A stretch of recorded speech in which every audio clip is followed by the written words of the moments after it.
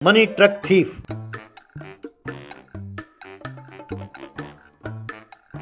वेमाचलम के जंगलों में पुष्पराज नाम का एक लालचंदन का स्मगलर रहता था। वो लालचंदन की लकड़ियों को ट्रक में डालकर चेक पोस्ट के पास ले जाता था।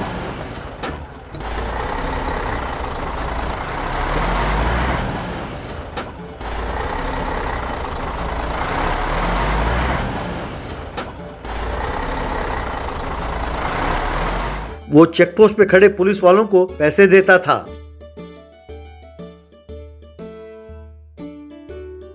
इस तरह पुष्पराज लालचंदन को दूसरे राज्यों में ले जाता था। एक दिन पुष्पराज के पास विक्की नाम का व्यक्ति आया।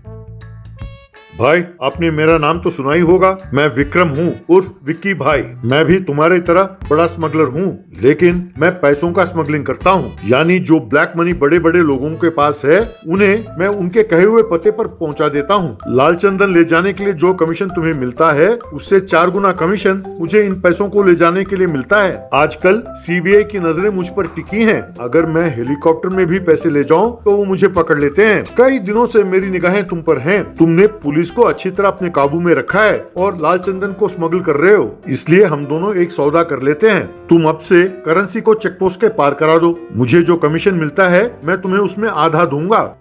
ये तो बहुत अच्छा है विक्की भाई। मैं भी इस लालचंदन का स्मगलिंग कर करके ऊब गया हूँ। ऊपर से हर कदम पर पुलिस को पैसा देना मुझे बिल्कुल पसंद नहीं है। अब से मैं अपना धंधा बदल देता हूँ। तुम्हारे पैसों को पार कराना मेरे लिए आसान है। तुम देखते जाओ, मैं पुलिस को 1 रुपया भी ना देकर स्मगलिंग करूँगा। मैं झुकूंगा नहीं भाई, कहकर उसने अपनी दाढ़ी में हाथ फेरा।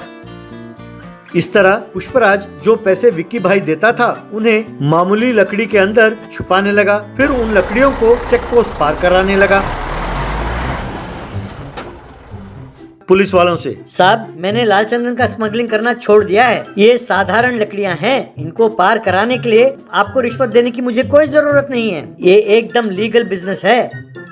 यूं पुष्पराज काफी पैसे कमाने लगा।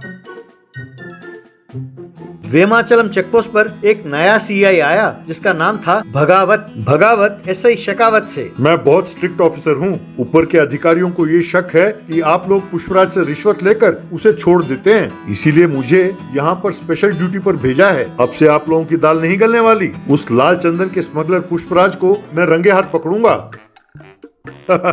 लगता है कि आप बड़े उम्मीद के साथ आए हैं कि पुष्पराज को पकड़ेंगे और प्रमोशन मार लेंगे, हैं? आपको वो मौका नहीं मिलने वाला साहब। उसने लालचंदन का स्मगलिंग करना बहुत पहले छोड़ दिया है। अब तो वो साधारण लकड़ियों को ले जाता है। अब उसे गिरफ्तार करने से ना हमें पैसे मिलेंगे, ना ही आपको प्रमोशन। क्या पुष्पराज ने लालचंदन का स्मगलिंग छोड़ दिया? भाई, मुझे तो यकीन नहीं होता। जिस शेर ने आदमी का खून चखा हो, वो शिकार करना तो छोड़ नहीं सकता। भाई, हो ना हो, दाल में कुछ तो काला है। मैं पता लगाऊंगा ना। एक दिन पुष्पराज एक ट्रक में लकड़ियों को लेकर उस चेक पोस्ट के पास आया। भगावत ने पुष्पराज को नीचे उतारा। क्यों भाई पुष्पराज, सुना है आजकल तुम बिल्कुल शांत हो गए हो। जो आदमी कहता था कि मैं झुकूंगा नहीं, अब सर झुकाकर खड़े हो। लालचंदन की लकड़ी को तुम रेड कारपेट में ले जाते थे और अब ये साधारण लकड़ी ले जा रहे हो। हाँ भाई, चाहे वो चार्ल्स सोबराज हो या पुष्पराज, कभी ना कभी तो झुकना ही पड़ता है। पुष्पराज जोश में आकर, क्या बोल रहे हो? पुष्पराज झुकेगा नहीं। तुम समझते हो ये साधारण लकड़ी है? इसके अंदर करोड़ों रुपए की करेंसी है, जानते हो? बोलो तुम्हें कितना चाहिए? तुम्हारे मुंह पर दे फेंकता हूँ। इन्हें छोड़ दो। अरे वाह, अब आए ना पकड़ में। तुमने फिर से साबित कर दिया कि आदमी जोश में होश खो बैठता है। मिस्टर शेखावत, इसे गिरफ्तार कर लो। उन लकड़ियों के अंदर छुपे हुए पैसों को बाहर निकालो और उनका फोटो खींचो। सर, आप ग्रेट हैं सर। अब तो आपको प्रमोशन मिलना गारंटी है। इस तरह शेखावत ने पुष्पराज को बेड़ियां लगाई और उसे गिरफ्तार किया। पुलिस ने उन लकड़ियों के अंदर छुपे हुए सारे नोटों को बाहर निकाला। इस तरह पुष्पराज और विक्की दोनों जेल चले गए। तुम पकड़े गए, ठीक है, पर तुमने मेरा नाम क्यों लिया? भाई, एक मार 2 टुकड़े। पुष्पराज झुकेगा नहीं।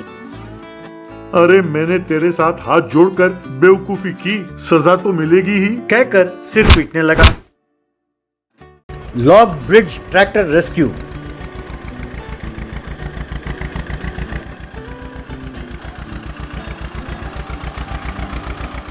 धर्मपुरी नाम के गांव में एक धनवान रहता था। उसका नाम था बिंद्रा। वो बहुत लालची था। उसका बहुत सारा खेत था। वो किसानों को अपना खेत किराए पर देता था। हर साल किसानों से वो किराया वसूल करता था। उसके पास बहुत सारे ट्रैक्टर भी थे। गरीब किसानों को अपना ट्रैक्टर किराए पर देता था। वो अपनी मर्जी से खेत का और ट्रैक्टर का किराया बढ़ाता रहता था और गरीब किसानों से ज्यादा पैसे वसूल करता रहता था। उसकी पत्नी थी चमेली। बिंद्रा चमेली से बहुत प्यार करता था। कुणाल नाम का युवक बिंद्रा का खेत किराए पर लेकर खेतीबाड़ी कर रहा था। बिंद्रा के ट्रैक्टर किराए पर लेकर खेत जोतता रहता था। फसल बेचकर जो पैसे मिलते थे उसमें से बिंद्रा का किराया देता था। कुणाल एक अच्छे दिल वाला व्यक्ति था। वो अपने घर पर हर रोज गरीबों को मुफ्त में भोजन कराता था। गरीब बच्चों को ट्रैक्टर में बिठाकर उन्हें घुमाकर उन्हें खुश करता था। गांव में यदि कोई बीमार होता तो उसे ट्रैक्टर में बिठाकर शहर के अस्पताल तक ले जाता था। उस गांव में एक नदी बहता था। जब भी ऊपरी इलाकों में बारिश के कारण पानी बढ़ जाता था तो वो पानी नीचे आकर सड़कों में बहने लगती। तब सड़क के दोनों ओर सारी गाड़ियां रुक जाती थीं। तब लोग बहुत परेशान होते थे। एक बार उन गांव वालों से कलेक्टर आके मिले। मेरे प्यारे धर्मपुरी गांव वालों, आप लोगों ने कई बार दरखास्त किया है कि इस गांव में नदी के ऊपर पुल बनाया जाए। अब सरकार ने ब्रिज बनाने की मंजूरी दे दी है। बहुत जल्द कॉन्ट्रैक्टर्स को बुलाकर टेंडर डालने के लिए कहेंगे। बहुत जल्द ही पुल बनाने का काम शुरू हो जाएगा। आप सबको ये खुशखबरी सुनाने के लिए ही मैं यहाँ आया हूँ। ये सुनकर सब खुश हुए और सबने ताली बजाई। ये देखकर बिंद्रा के मन में लालच जगी। अगर ये ब्रिज का कॉन्ट्रैक्ट मुझे मिल जाए तो मैं करोड़पति बन जाऊंगा। ये कॉन्ट्रैक्ट किसी और को ना मिले, ऐसा कुछ करना होगा।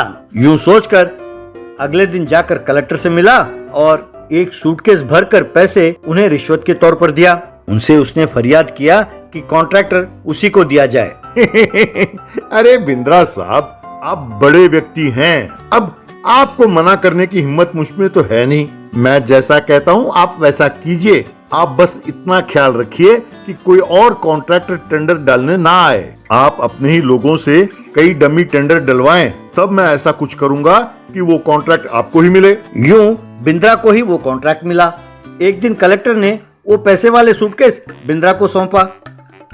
बिंद्रा जी, ये लीजिए सरकार द्वारा दिया गया एडवांस पेमेंट। मैंने अपना इन्फ्लुएंस का इस्तेमाल किया और काम शुरू होने से पहले ही सरकार से आपको एडवांस दिला दिया। पर मेरा कमीशन ना भूलें आप। काम जल्दी शुरू कीजिए बिंद्रा जी। अरे क्या बात करते हैं कलेक्टर साहब, आप अब तक नहीं समझे। अरे वहाँ कोई पुल बनाएंगे ही नहीं, लेकिन सारे पैसे ऐंठ लेंगे। अब बहुत ज्यादा प्रेशर आया तो कोई बेकार सा ब्रिज बना देंगे। कैसा लगा मेरा प्लान? एक दिन कुणाल ने बिंद्रा को खेत के किराए के पैसे दिए।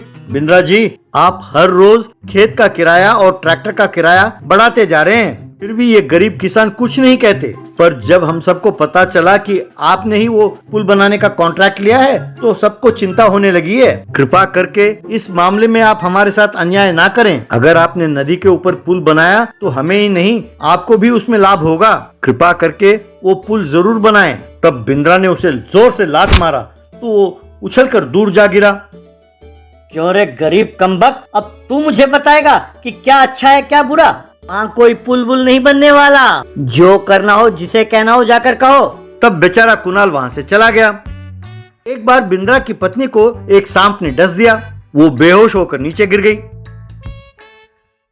तब बिंद्रा ने उसे एम्बुलेंस में बिठाकर शहर की ओर ले जाने लगा। जब वो नदी के पास से जा रहा था तो नदी में बाढ़ आई और बाढ़ के पानी से सड़क भर गया। तब एम्बुलेंस वहीं फंस गई। हे भगवान, अब मैं क्या करूं? अगर देरी हो गई तो मेरी पत्नी जिंदा नहीं बचेगी। अब मैं क्या करूं? कहकर दुखी हो रहा था। तभी कुणाल ट्रैक्टर में वहां पहुंचा। साहब, आप चिंता बिल्कुल ना करें। आप अपनी पत्नी को मेरे ट्रैक्टर में बिठाएं। मैं नदी को पार कराता हूँ। तू चमेली को ट्रैक्टर के ट्रॉली में लिटा दिया। बाद में सब गांव वालों ने मिलकर 2 बड़े पेड़ के तने को पानी में फेंका। कुणाल ने बड़े ध्यान से और संतुलन ना खोते हुए उस ट्रैक्टर को नदी पार कराया।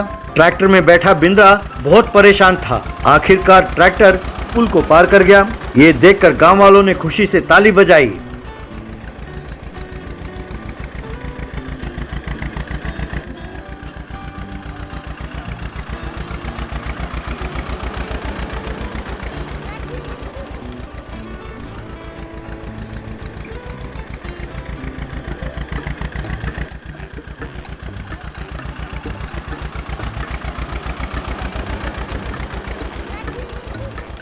अब ट्रैक्टर शहर के अस्पताल पहुंचा। डॉक्टरों ने सही वक्त पर इलाज किया और चमेली की जान बचाई। बाद में बिंद्रा में बदलाव आई और उसने उस नदी के ऊपर पुल बनाया और सब आराम से आने जाने लगे।